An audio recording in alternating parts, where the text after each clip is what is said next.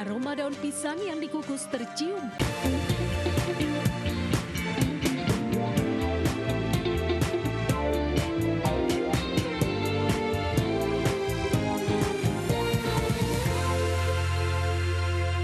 Ya, kita beralih ke informasi lain pemirsa. Ibu kandung Nizam, Lisnawati, melaporkan mantan suaminya Anwar Shatib dan ibu tiri Nizam, TR.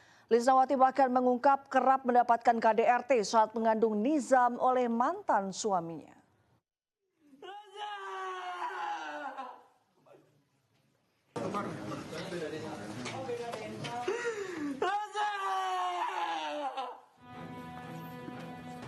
Sambil meneteskan air mata, Lisnawati mengaku sudah 4 tahun tidak bisa bertemu Nizam karena dibatasi mantan suaminya.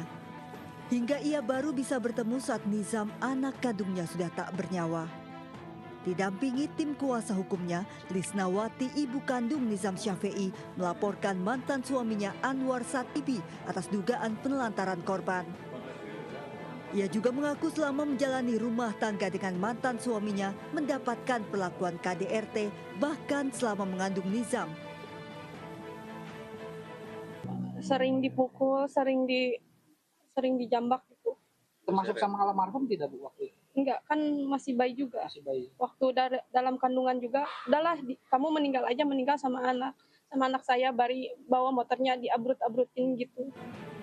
Tak hanya mantan suaminya Anwar Satibi yang dilaporkan, Lisnawati juga melaporkan TR, ibu tiri korban, atas dugaan pembunuhan berencana.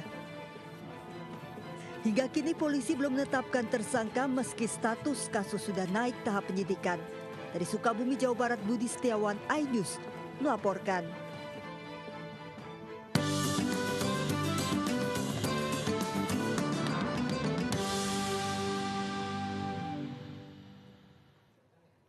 Ya pemirsa, di tengah maraknya takjil kekinian, warga Payakumbuh, Sumatera Barat masih setia menjaga cita rasa lama.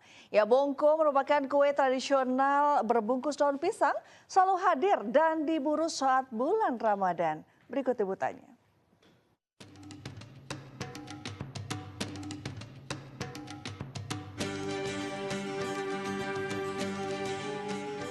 Aroma daun pisang yang dikukus tercium kuat di sebuah dapur yang masih tradisional. Bongko menjadi salah satu kuliner yang paling dicari. Ya, bongko merupakan kue tradisional khas ranah Minang yang hanya muncul saat Ramadan.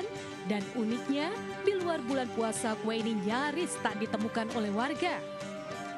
Kehadirannya yang musiman ini menjadikan semakin istimewa di masyarakat.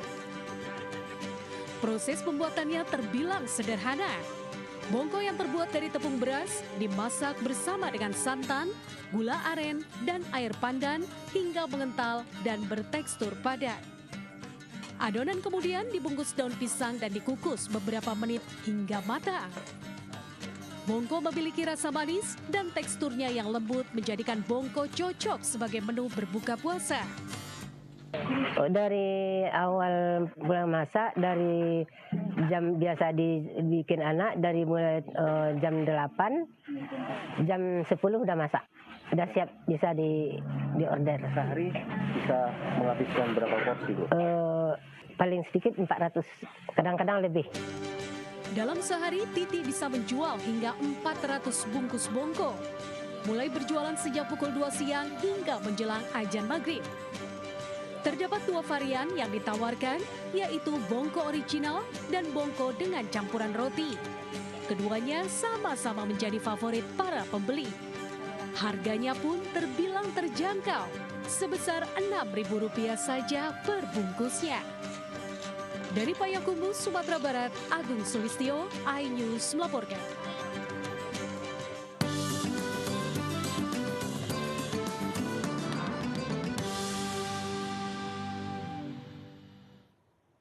Pemerintah Kabupaten Kota Baru hadir dalam kunjungan kerja reses anggota Dewan Perwakilan Rakyat Komisi 2 dalam persidangan 3 tahun 2026 di Provinsi Kalimantan Selatan.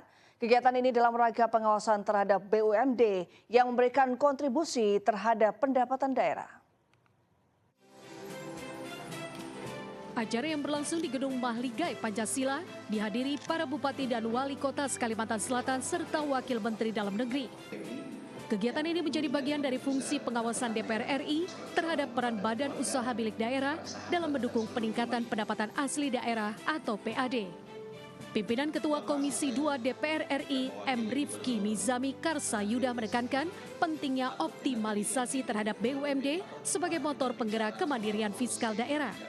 Dirinya menyoroti perlunya penguatan tata kelola perusahaan yang baik, meningkatkan kinerja serta transparansi dalam pengelolaan BUMD dan tidak semata-mata berorientasi pada profit, tetapi juga harus mampu memberikan nilai tambah bagi pembangunan dan kesejahteraan masyarakat di daerah. Hasil kunjungan kerja reses ini selanjutnya akan menjadi bahan evaluasi di tingkat pusat sebagai bagian dari pengawasan DPR RI terhadap pengelolaan BUMD dan penguatan struktur keuangan daerah. Sementara itu, Bupati Kota Baru Muhammad Rusli menyatakan komitmen pemerintah Kabupaten Kota Baru untuk terus melakukan pembenahan dan penguatan tata kelola BUMD agar semakin sehat, profesional, serta mampu memberikan kontribusi optimal bagi pembangunan daerah. Pemirsa, PT MNC Life Assurance atau MNC Life menjalin kerjasama strategis dengan PT Bank Pembangunan Daerah Papua. Kerjasama strategis kedua perusahaan ini menghadirkan perlindungan asuransi jiwa kredit kepada nasabah Bank BPD Papua. MNC Life yang merupakan anak perusahaan PT MNC Capital Indonesia Tbk resmi menjalin kerjasama strategis dengan PT Bank Pembangunan Daerah Papua dalam penyediaan produk asuransi jiwa kredit bagi nasabah Bank BPD Papua. Kerjasama ini mencakup perlindungan asuransi untuk berbagai fasilitas pembiayaan, mulai dari kredit multiguna, kredit pemilikan rumah, kredit kendaraan bermotor, hingga kredit produktif. Melalui skema kerjasama ini, nasabah akan mendapatkan perlindungan jiwa selama masa pinjaman berlangsung, sehingga risiko finansial yang timbul dapat ditanggung oleh perusahaan asuransi.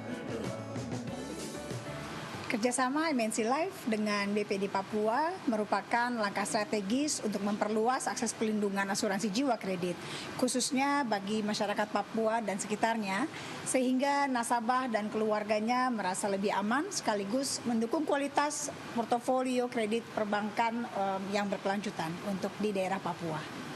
Bank Papua mengelola atau memberikan kredit kepada seluruh ASN yang ada di Provinsi Papua dan pemekarannya yang 5 provinsi, maka kami mengadakan kerjasama ini untuk menjamin asuransi jiwa kredit yang diberikan. Kerjasama asuransi jiwa kredit ini diharapkan dapat memberikan rasa aman bagi nasabah, sekaligus mendorong akses pembiayaan yang lebih sehat, aman, dan berkelanjutan bagi masyarakat di Papua dan sekitarnya. Tim Liputan iNews melaporkan. Pemirsa, jangan kemana-mana, Buletin News Pagi kembali sesaat lagi.